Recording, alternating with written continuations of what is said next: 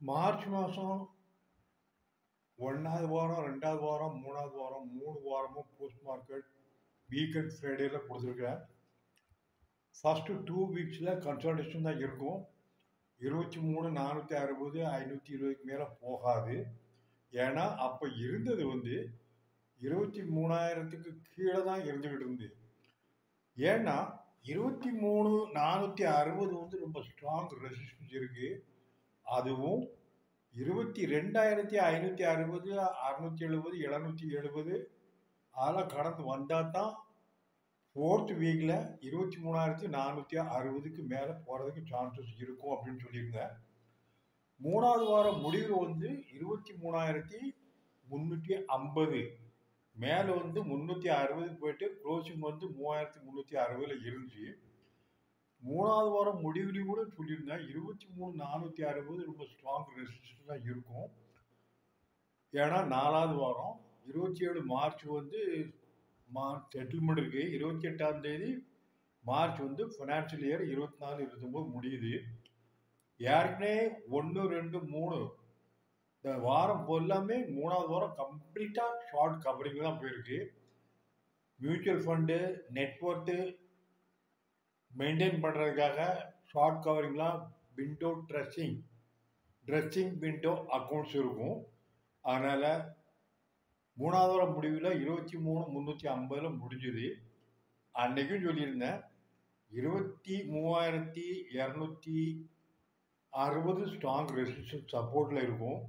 மேலே 23,520 660 670 strong resistance. அதையும் கடந்தால் 23,770 90 வரலாம். 23,840 தான் ஹையஸ்ட் வரைக்கும் வரதுக்கு சான்சஸ் இருக்குது.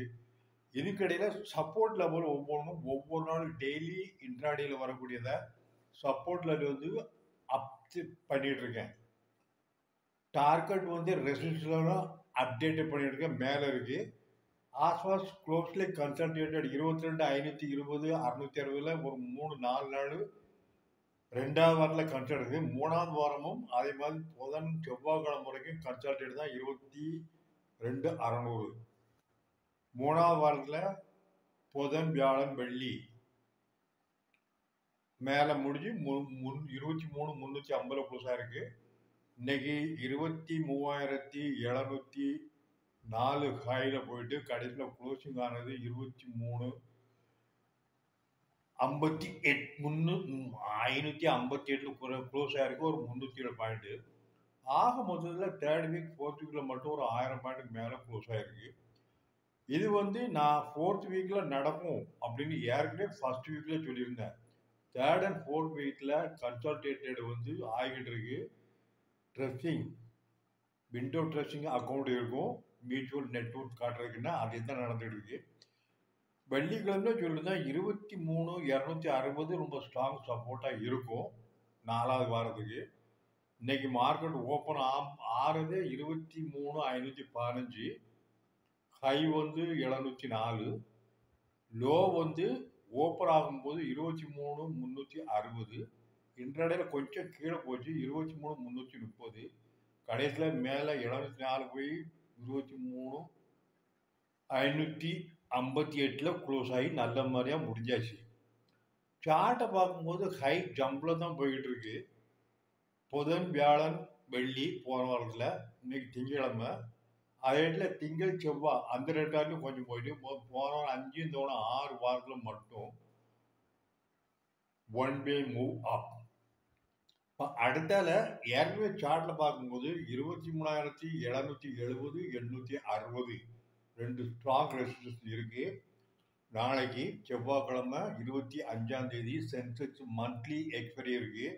கொஞ்சம் வாலண்டைல் இருக்க தான் செய்யும். ஏன்னா கடந்த 6 நாள் ஒன் வே மூவ் அப்புறம் வந்ததுனால எல்லாம் ப்ராஃபிட் புக் பண்ணுவாங்க. அதே நேரத்தில் ஃபாரின் இன்ஸ்டிடியூஷனும் வியாழன் வெள்ளி 2 நாளுமே 3,000 6,000 கோடி வாங்கியிருக்காங்க. டொமஸ்டிக் இன்ஸ்டிடியூஷன் ஒரு 3,000 கோடி ரூபாய் ரவுண்ட் அப் பண்ணி சொல்கிறேன் விற்றுருக்குறாங்க. இன்னைக்கு மியூச்சுவல் ஃபண்டில் ஃபாரின் இன்வெஸ்டர் 3000 கோடி ரூபாய்க்கு வாங்கியிருக்கிறாங்க. ஒரு டொமஸ்டிக் வந்து பிலோ 100 crore rupees தான் வாங்கியிருக்கேன். இன்னைக்கு விற்கலை. நிறைய பையிங் செல்லிங் எல்லாம் நடக்குது. அதனால் நாளைக்கு மார்க்கெட் எப்படி இருக்கும் அப்படின்னா, Sensex monthly March month settlement இருக்குன்னா கொஞ்சம் வாலட்டில் இருக்கும். நிஃப்டி வந்து 23,460 ஸ்ட்ராங் சப்போர்ட் இருக்கலாம். அதுக்கு கீழே மூவ் ஆகும். ஆனாலுமே 330, 390, 360, 330 ஒரு 200 பாயிண்ட் கீழே வரலாம். 23,560 -200 போட்டாங்கன்னா 360 வரதுக்கு சான்சஸ் இருக்கு. மேலே போகிறது வந்து ஆஃப்டர்நூன் செஷனில் இல்லை பிஃபோர் நூன் செஷனில் 23 இன்னைக்கு 704, நாளைக்கு 740, 760 வரலாம். வந்ததுக்கு அப்புறம் கீழே போகலாம், இல்லை கீழே வந்ததுக்கு அப்புறம் மேலே வரலாம்.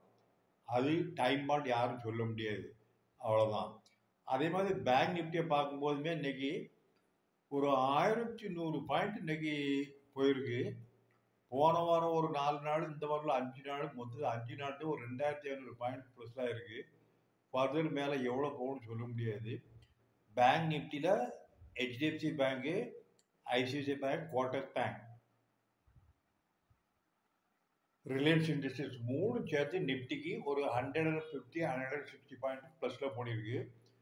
ரெஸ்ட் ஒரு 150 பாயிண்ட், ஆக ஒரு 307 பாயிண்ட்ல க்ளோஸ் ஆகிருக்கு. பேங்க் நிஃப்டி மேற்கொண்டு ஏற்கனவே சொல்லியிருக்கேன், 48, 49 ஒரு ரேஞ்சு, 49, 50 ஒரு ரேஞ்சு, 50, 51 ரேஞ்சு, 51க்கு மேலே போகாது. போனால் 51, 760 வரைக்கும் வரும் அப்படின்னு முதல் வாரம் மார்ச் மாதத்தில் சொல்லியிருக்கேன். ஸ்டெப் பை ஸ்டெப்பாக தான் 48, 49, 49, 50 ஒரு செகண்ட் வீக்கு. இந்த வாரம் 50, 51 இன்னைக்கு 51, 700 வரைக்கும் போயிட்டு கடைசியில் இன்னைக்கு க்ளோஸ்னா அது ஒரு 1110 பாயிண்ட்ல க்ளோஸ் ஆயிருக்கு. ஃபண்டாஸ்டிக் ரேலி, யாருமே எதிர்பார்க்கல. டெக்னிக்கலாக பார்க்கும்போது ஒவ்வொரு அனலிஸ்ட்டும் ஒவ்வொரு விதமாக சொல்லுவாங்க. இது வந்தால் அது வரும், அது வந்தால் இது வரும்னு. வாஸ்தவம் தான். ஏன்னா யாருமே பண்ண முடியாது. ஷார்ட் பொசிஷன் கிரியேட் பண்ணவங்க பூரா மார்க்கெட் மேலே போகும்போது 50% க்ளோஸ் பண்ணி லாங்கில் போடுவாங்க. வாட் எவர் த லாஸ் அது எல்லாம் இந்த லாங் பொசிஷனில் கவர் ஆகும். இன்னைக்கு கூட ஃபாரின் இன்ஸ்டிடியூஷன் இன்வெஸ்டர்ஸ் ஒரு 10,000 கோடி கிட்டத்தட்ட அதை காட்டுறாங்க ஃபிகர் போட்டு ஆப்ஷனில் விற்றுருக்குறாங்க. ஏன்னா இப்போ 3 நாளைக்கு முன்னால் அப்புறம் ஆப்ஷனில் வாங்கினாங்க. கால் ஆப்ஷனாலும் சரி, புட் ஆப்ஷனாலும் சரி. புட் ஆப்ஷன் வந்து கீழே மார்ஜின் போகலை. இப்போ 4 நாளாக பார்க்கும்போது ஸ்பாட்டுக்கும் டெரிவேட்டிவ்க்கும் ஒரு 50, 60 பாயிண்ட் அப்படியே நின்றுட்டு இருக்கு ப்ரீமியம். நீங்களாம் ஒரு 100 பாயிண்ட் பெருக்கு குறையல. ஆனால் புட் ஆப்ஷன் உள்ள ப்ரீமியம் வந்து அப்படியே தான் இன்னைக்கு கீழே போகலை. அதை க்ளோஸ் பண்ணதுக்காக தான் மார்க்கெட் வந்து ஒரு 100 பாயிண்ட் கீழே வருது. இன்றைக்குமே வெள்ளிக்கிழமை 23.50, இன்னைக்கு ஓப்பன் ஆனது 515, கொஞ்சம் கீழே வந்து 433 வரைக்கும் கவர் பண்ணதுன்னா கவர் பண்ணுங்க, மேலே போட்டு மேலே போயிட்டு இன்னைக்கு ஒரு அன்னைக்கு க்ளோஸ் ஆனதை விட இன்னைக்கு ஒரு 200 பாயிண்ட் 307 பாயிண்ட் கூட தான் இருக்கு. 309, 409, 509, 609, 300 பாயிண்ட் 307 பாயிண்ட் கூட தான் இருக்கு. ஒரு ட்ரிப் தான் ஒரு 60-70 பாயிண்ட் கீழே வந்தது. அதுவும் ஃப்ரைடே க்ளோஸ் ஆனதுக்கு மேலே தான் இருந்துச்சு, அது கீழே போகல. கடந்த 5-6 நாளுமே ப்ரீவியஸ் டே லோ வந்து மெயின்டைன் பண்ணியிருக்காங்க, மேலே தான் இருக்கு. ரெசிஸ்டன்ஸ் வந்து ப்ரீவியஸ் டே க்ளோசிங் கூட மேலே போயிட்டு கீழேயும் மேலேயும் தான் க்ளோஸ் ஆகிட்டு இருக்கு. அவ்வளோதான்.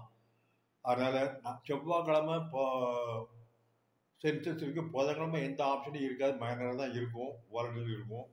வியாழக்கிழமை வந்து Nifty, bank Nifty, Nifty features 3 settlement இருக்கு.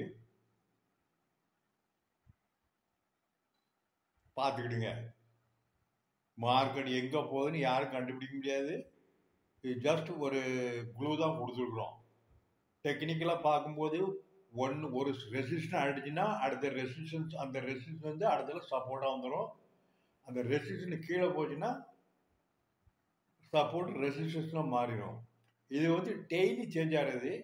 டெய்லி வந்து கன்சல்டன்ட் க்ளோசிங் என்ன வருதோ அதே ஸ்பாட்டுக்கு மேலே இருந்தால் ரெசிஸ்டன்ஸ் இருக்கும், ஸ்பாட்டுக்கு கீழே இருந்தால் சப்போர்ட்டாக இருக்கும், அது கீழே போகிற சப்போர்ட் வரும். க்ளோசிங் வந்து இன்னைக்கு க்ளோஸ் ஆனதை விட நாளைக்கு மேலே தான் க்ளோஸ் ஆகும். அவ்வளோதான். ஏன்னா இந்த வாரம் மார்க்கெட் யாரும் ப்ரிடிக்ட் பண்ணுறது ரொம்ப கஷ்டம். எல்லாரும் மார்க்கெட்டை க்ளோஸ் பண்ணி லாங்கில் போவா ஷார்ட்டில் போனான்னு ஒன்று.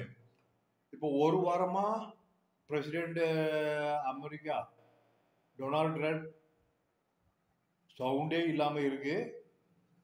ஏப்ரல் 2ஆம் தேதி டேரிஃப் ரிவ்யூ இருக்குது. ஃபர்ஸ்ட் வீக் ஆஃப் ஏப்ரலில் ஆர்பிஐ எம்பிசி பாலிசி கமிட்டி இருக்குது. எல்லாம் இப்போ உள்ளதெல்லாம் அகாமடேட் ஆயாச்சு. மேற்கொண்டு என்ன வரும் அப்படிங்கிறது ஏப்ரல் 2ஆம் தேதிக்கு அப்புறம் உள்ள மார்க்கெட் தான் போகும். ஓவரால் யார் யாரெல்லாம் ஷார்ட் பண்ணியிருந்தா எல்லாம் 50% கவர் பண்ணியாச்சு, 58% கவர் பண்ணியாச்சு. மார்க்கெட் லாங்கில் இருக்குது. மார்க்கெட் லாங்கில் இருந்தாலும் சப்போர்ட் லெவலை ஸ்டிக்ட் ஸ்டாப் லாஸ் வச்சு தான் பண்ணுறாங்க. நேற்று என்ன க்ளோசிங் இருந்தோ அதுக்கு கீழே ஒரு 50 பாயிண்ட் ஸ்டாப் லாஸ் வச்சுருப்பாங்க. இதுதான் டெக்னிக்கல், வேறு ஒன்றும் இல்லை. ஓகே.